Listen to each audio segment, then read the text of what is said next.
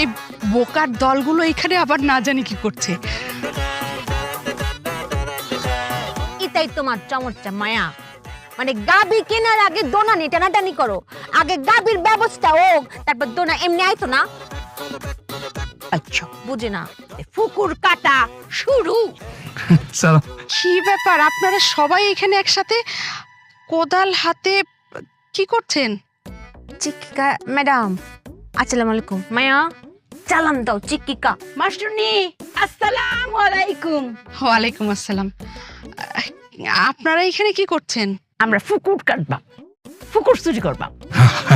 পুকুর চুরি করবেন মানে বুঝতে পারলাম না। মানে নেন। আরে কি মেনে নেব? বিষয়টা আগে বুঝতে হবে তারপরে না মানবো। একটা বাড়ি দিয়াম কইতে দে। মায়া আমরা এই যে কুদাল দেখতাছুই না, হ্যাঁ। এই কুদাল দিয়া ফুকুরটারে কাইট্টা রশি দিয়া টাইনা লয়ে যাইম গা।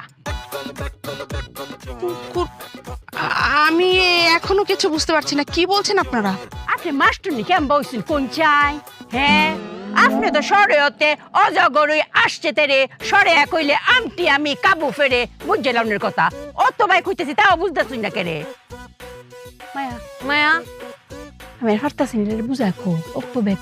আমি কইতাম বুঝেছি, উদাহরণ দিয়ে বুঝিয়ে বলতে হবে। আর উদাহরণ কই পায়াম?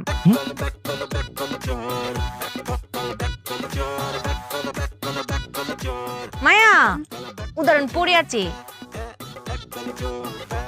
আসুন। তরুণ এটা পুকুর, দরুন ঠিক আছে। তো পুকুর না তো, এটা কিতা, এটা হচ্ছে ইট মাটির ভিতরে গেড়ে বসে আছে। এটা তো আপনি আলগা করে তুলতে পারতেন না, না আবার দড়ি দিয়ে টানতে পারতেন না। না, সেটা তো সম্ভব না। হ্যাঁ মাইনা নেন। আরে কি মেনে নিব? আগে তো আমাকে বিষয়টা বুঝতে হবে তারপরে তো মানবো। আচ্ছা ওর থেকে আমি আগে বিষয়টা বুঝি। হ্যাঁ বলো। লাগতে দিয়াম ব্যাক কল কোনে কর কইতে দে।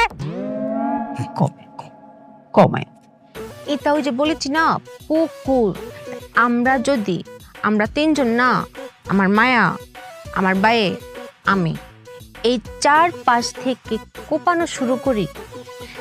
ধরেন এই যে এই পাশে পুকুরের এই পাশে ধরেন আমার মায়া একটা কোপ দিল, মানে এখানে কাটা শুরু করলো। আবার এই পাশে আমার বায়ে কোপ দিল, মানে কাটা শুরু করলো।